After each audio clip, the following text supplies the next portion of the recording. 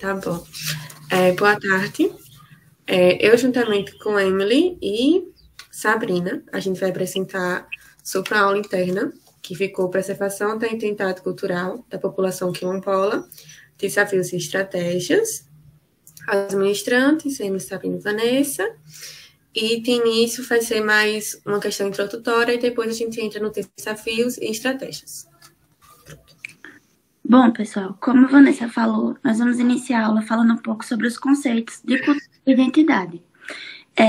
O conceito de cultura, a gente pode entender como uma cultura que vai nos moldar, definindo quem somos ao crescer em um ambiente específico. E aí, além disso, a cultura ela pode ser compreendida como um campo simbólico por possibilitar aos sujeitos uma complexa rede de relações sociais, capaz de significações por meio de símbolos, signos, práticas e valores.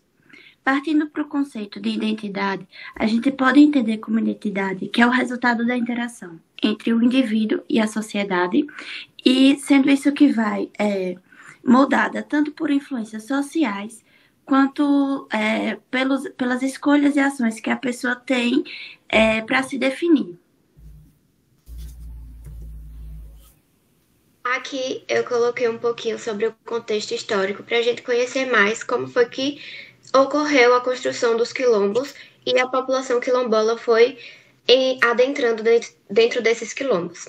E aí a gente começa pelo período colonial, que foi a partir de 1500, onde os portugueses chegaram ao Brasil, justamente para colonizar aquele espaço, né, que por conseguinte a gente sabe que só habitava aqui os indígenas.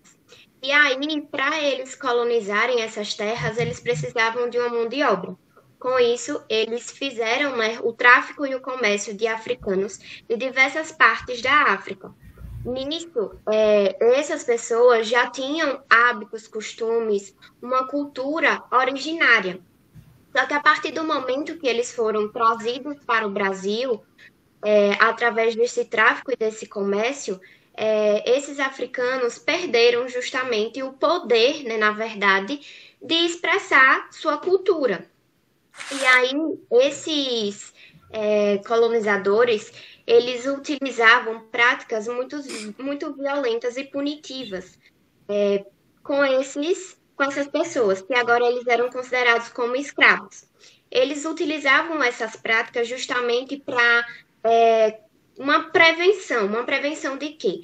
Que esses escravos não se repudiassem contra o trabalho que eram para eles exercerem. Então, por isso que eles utilizavam essas práticas muito violentas. E aí, a mão de obra deles era geralmente utilizada para o cunho da agricultura e também para o cunho da mineração. Só que aí, a partir dessas práticas, esses escravos, eles arranjaram uma forma de lutar contra a sua sobrevivência mesmo. Então, foi aí que veio a criação dos quilombos, justamente para que esses escravos eles conseguissem lutar pela sua sobrevivência e contra justamente o processo da escravidão. Só que aí só veio ser regida uma lei que veio em prol para abolir com a escravidão em 1888. Só que a partir do momento que ela abolia a escravidão, ela abolia algumas outras coisas também, como, por exemplo, essas pessoas, elas não tinham um local, uma moradia, um território fixo. Então, elas moravam em locais ruins, de mal qualidade, mas eles tinham um local de moradia. Só que com essa lei, a partir da abolição da escravidão, essas pessoas elas não tinham agora um local para morar. Então, uma alternativa que eles utilizaram foi justamente irem para os quilombos que já estavam formados para morar. Só que, a partir disso, para eles lutarem também contra a sua sobrevivência, eles precisavam de alguma maneira de formular um capital, né? Que, no caso, eles utilizavam agora o cunho rural, justamente, que era o cunho da agricultura, para conseguirem sobreviver. E aí, essas pessoas criaram mais quilombos em lugares, em morros, em chapadas, locais mais distantes mesmo da zona urbana daquela época. Bom, gente, como a Sabrina falou sobre a origem dos quilombos e quilombolas, eu vou falar um pouquinho sobre o que é esse quilombo. Então, a gente entende que os quilombos remanescentes, elas são áreas rurais, urbanas, que são ocupadas por grupos étnicos raciais com trajetória histórica e laços de pertencimento, caracterizados pela presunção de ancestralidade negra. E aí, esses quilombos, eles também podem ser chamados como terras de preto, mocambos, terras de santo ou terras de pobre. E aí, como Sabrina falou, a origem desses quilombos, a gente vê que o que define quilombo é um movimento de transição entre a condição de escravo para o de camponês livre. E aí, antes dessa definição de quilombo, o Conselho Ultramarino, ele fez a definição de quilombo no ano de 1740 como todas as habitações de negros fugidos que passem de 5 em parte despovoada, ainda que não tenha ranchos levantados, nem se achem pilões neles. Ou seja, mesmo antes da abolição da escravidão, já tinha alguns escravos que conquistaram a sua liberdade. Mas, como Sabrina falou, eles ainda não tinham suas propriedades. E aí, com a abolição formal da escravidão em 1888, teve essa liberdade total dos escravos. Mesmo assim, eles ainda não tinham suas terras. E aí, só a partir da Constituição de 1988, que foram decretados a eles os seus direitos de possuírem terras, além de outros direitos que foram pertencentes a esses ex-escravos. Foi? Agora, a partir, a gente vai falar sobre os desafios da população quilombola, que eu achei interessante trazer em 4 tópicos, e eu vou falar um pouquinho sobre cada um deles.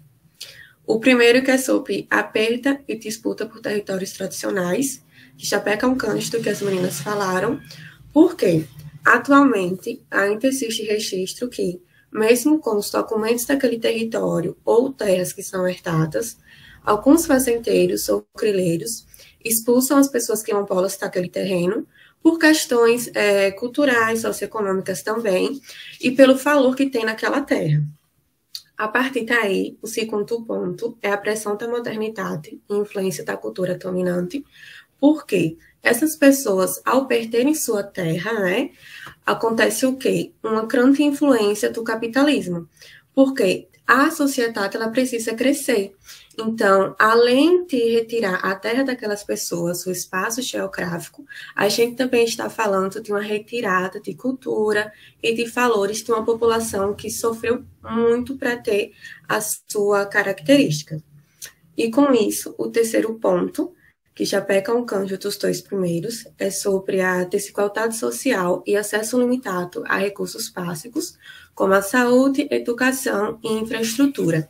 Isso remete muito ao passado das pessoas quilombolas, que tinham que sair de perto da população mais social, de classe alta, e procurar uma maneira de se proteger. E com isso, atualmente, ainda existe uma grande desigualdade social que essas pessoas sofrem, apesar de a maioria dos quilombos, eles não serem particularmente do interior, existem quilombos mais urbanos, isso, ainda se tem uma grande invisibilidade dessa população. Então, foram 4 desafios que eu achei muito importante trazer e pautar aqui para vocês.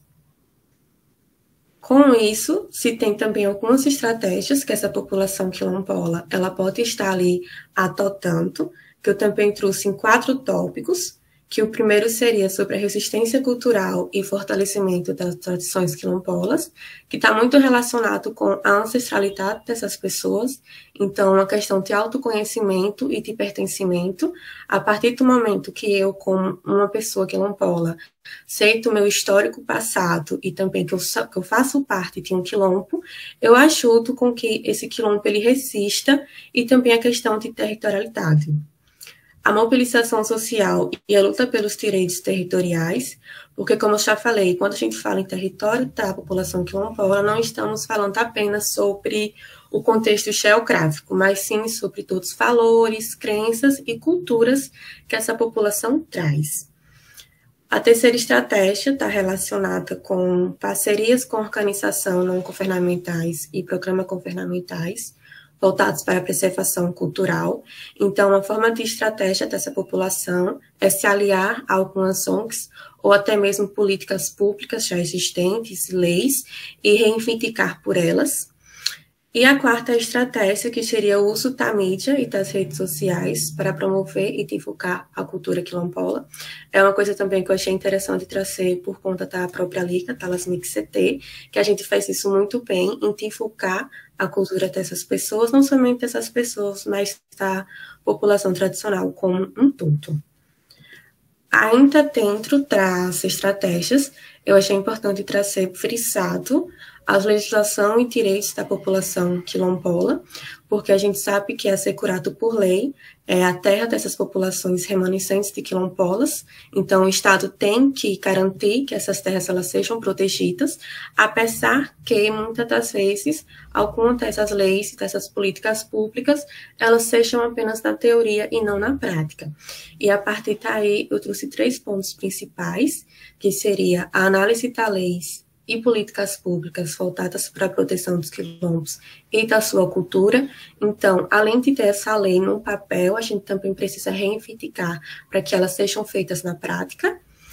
O processo de regularização fundiária e de titulação de terras quilombolas, porque de nada adianta você ter um documento comprovando que aquela terra ela é sua ou foi herdada, sendo que até mesmo o próprio Estado pode checar lá e mandar você sair. Isso acontece muito com a população quilombola atualmente.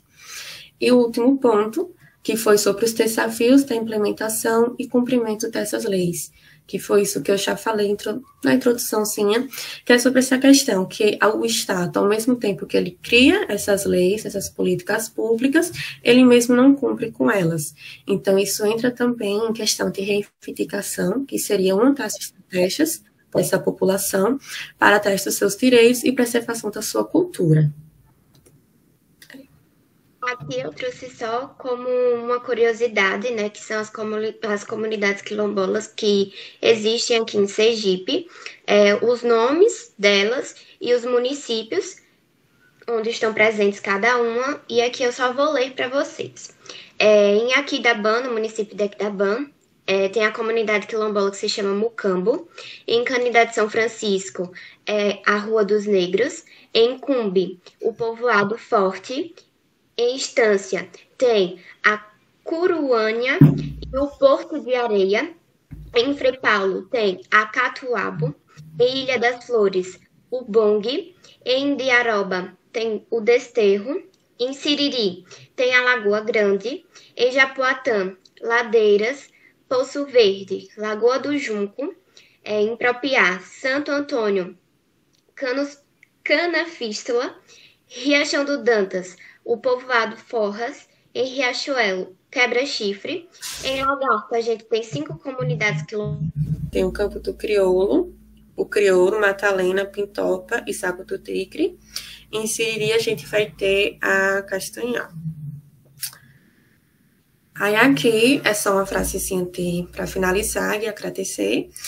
Então, toda comunidade tem sua ciência. Nós fazemos ciência quando curamos com nossos chás, nossas rezas e nossos conhecimentos. Então, mais uma vez, essa frase, eu achei legal colocar ela para finalizar, porque ela traz justamente isso, né? A importância da cultura da população quilombola como um todo. Aí aqui temos as referências. E é isso. Obrigada, gente. Espero que tenham gostado. Foi?